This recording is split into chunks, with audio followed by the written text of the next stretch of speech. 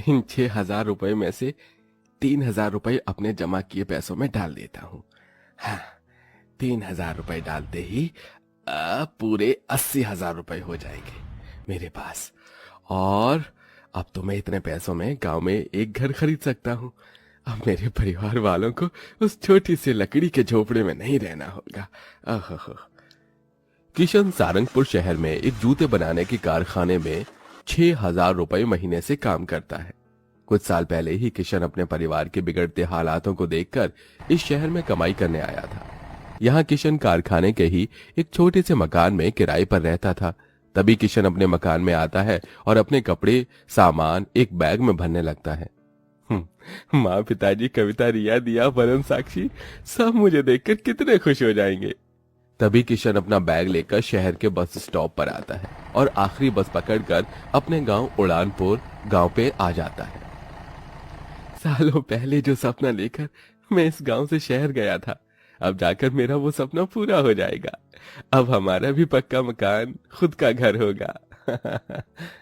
किशन अपना घर बनाने के लिए सालों पहले पैसे कमाने शहर गया था और शहर में काम करने से किशन के पास 80,000 रुपए जमा हो चुके थे।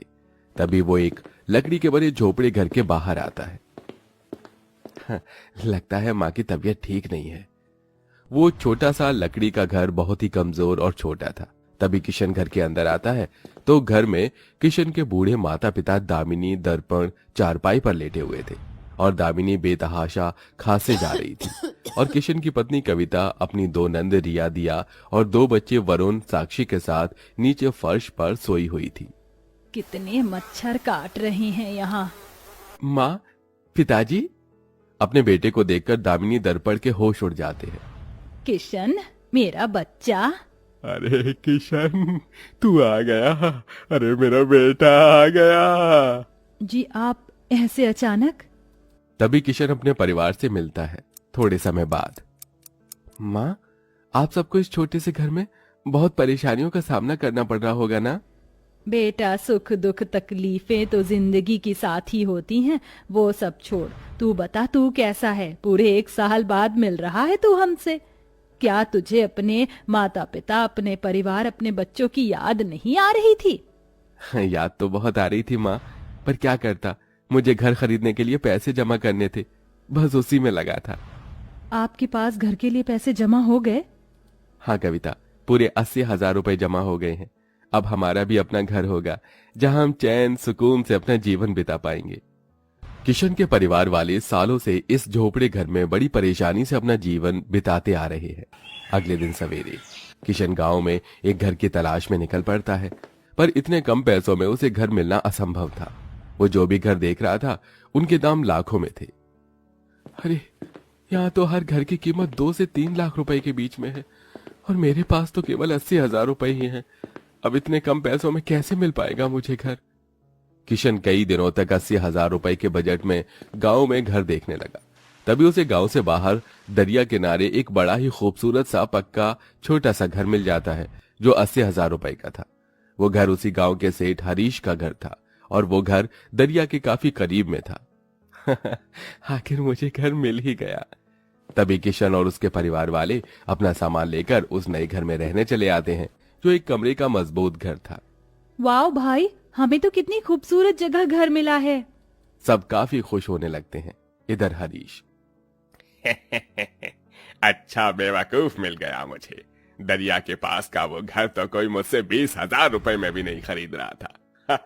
और किशन ने मुझसे वो घर 80,000 रुपए में खरीद लिया। रात का समय सब अपने नए घर में बैठे दरिया की ठंडी हवा का आनंद ले रहे थे।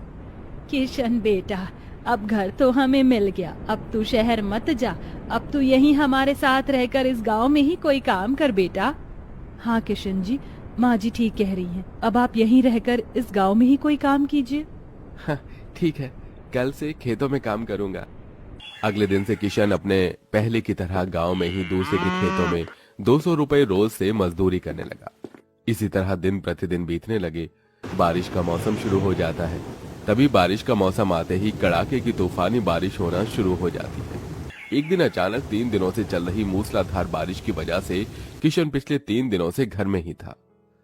लगता है ये बारिश जल्दी नहीं रुकेगी। मिट्टी के चूल्हे से तो घर की दीवारें काली होती जा रही हैं। कोई बात नहीं बहू, जब हमारे पास पैसे आ जाएंगे तो हम एक गैस चूल्हा खरीद लेंगे।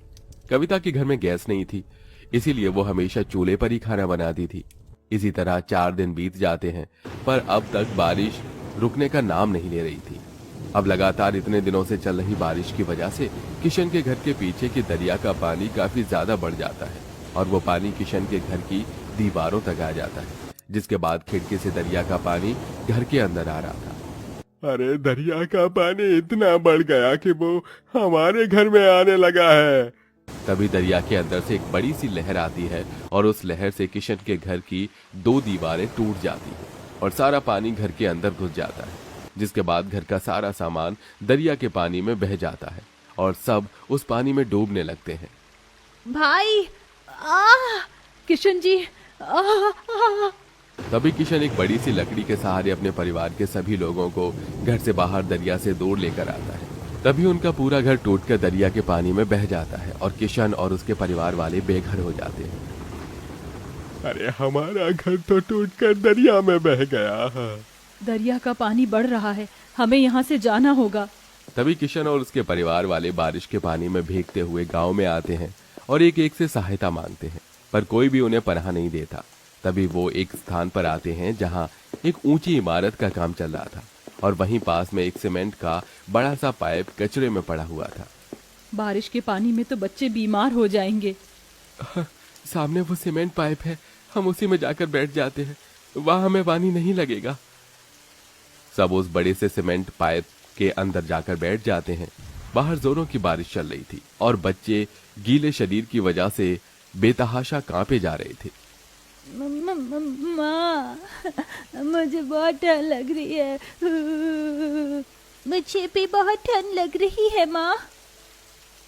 दोनों ओर से हवा तेजी से आ रही है। ए जी, आप इस पाइप के सामने वाले मुंह पर कुछ लगा दीजिए ना, ताकि हवा अंदर ना आ सके। इतने बड़े पाइप को क्या लगाऊं अब? तभी किशन को सामने कुछ पन्नियां पड़ी दिखाई देती हैं, तो किशन उन्हीं पन्नियों को पाइप के दोनों मुंह पर लगा देता है, जिसके बाद पाइप के अंदर ठंडी हवा नहीं आती। थोड़े समय बाद बारिश थम जाती है। अगले दिन सब बाहर धूप में आकर बैठ जाते हैं। अरे बेटा, अब क्या करेंगे हम? हमारा तो घर ही टूट गया। सालों तक शहर में कड़ी मेहनत करने के बाद मैंने वो घर खरीदा था। अब तो वो घर भी नहीं रहा और अब हमारे पास दोबारा इतने पैसे भी नहीं आएंगे। जी, आप दुखी मत होइए, कोई ना कोई रास्ता तो निकल ही आएगा। तभी रिया को सामने उस ऊंची इमारत पर कई सारे आदमी और महिलाएं मजदूरी करते दिखाई देते हैं। भाई देखिए, इस इमारत पर कुछ मजदूर काम कर रहे हैं, शायद हमें भी यहाँ कोई काम मिल जाए। तभी किशन, कविता और रिया दिया चारों से इमारत में आते हैं, तो उन्हें 200 रुपए रोज से ईंटें और मिट्टी उठाने का काम मिल जाता है, जिसके बाद चारों से इमारत पर मजदूरी करके 800 रुपए रोज कमाने लगे और इसी सीमेंट के पाइप में रहकर वहीं खाना पकाना सब करने लगे। इसी तरह कुछ दिन बीत जाते हैं। जब बारिश होती थी तो दामिनी और सब पाइप के अंदर रहते थे और बारिश के थम जाने के बाद पाइप के बाहर खुले मैदान में आकर बैठ जाते थे। एक रात किशन और सब उस पाइप के बाहर खुले मैदान में बैठकर खाना खा रहे थे। कविता वहीं ईंटों के चूल्हे पर खाना गर्म कर रही थी। तभी वहां उस इमारत को बनाने वाला ठेकेदार चमन आता है। अरे किशन, तुम यहाँ रहते हो? हाँ जी साहब, हम गरीबों का तो बस यही ठिकाना है। अरे तुम्हारा घर नहीं है क्या? तभी किशन चमन को अपने साथ बीती सारी घटना के बारे में बताता है। ओह, यह तो बहुत बुरा हुआ। पर किशन, तुम अपने बच्चों के साथ इस कचरे के पास रहोगे तो तुम सब बीमार हो जाओगे। तुम्हारे छोटे छोटे बच्चे हैं। ऐसी परेशानी में रहना कौन चाहता है साहब, पर क्या करें, मजबूरी है। कोई हमें किराए पर घर भी नहीं दे रहा। देखो, वहां सामने मेरा ऑफिस रूम है, तुम सब वहां जाकर रहो। जब तुम्हारे पास पैसे आ जाएं तो तुम किसी नए घर में रहने चले जाना। तभी किशन और उसके परिवार वाले उसी इमारत के नीचे बने छोटे से कमरे के घर में रहने चले जाते हैं, जहां वो सब बारिश के पानी से बचने लगे। उसके बाद किशन, कविता, रिया, दिया रोज इस इमारत पर मजदूरी करके पैसे जमा करने लगे। करीब 7 से 8 महीने में वो इतना पैसा जमा कर लेते हैं कि किशन उसी गांव में एक छोटा सा घर खरीद कर अपने परिवार के साथ उस घर में रहने लगता है और गांव में मजदूरी करके खुशी खुशी अपने परिवार के साथ अपना जीवन बिताने लगता है। तो देखा दोस्तों आपने, जब परिवार की डोर मजबूत हो तो इंसान बड़ी से बड़ी परेशानियों का सामना भी बड़ी आसानी से कर लेता है।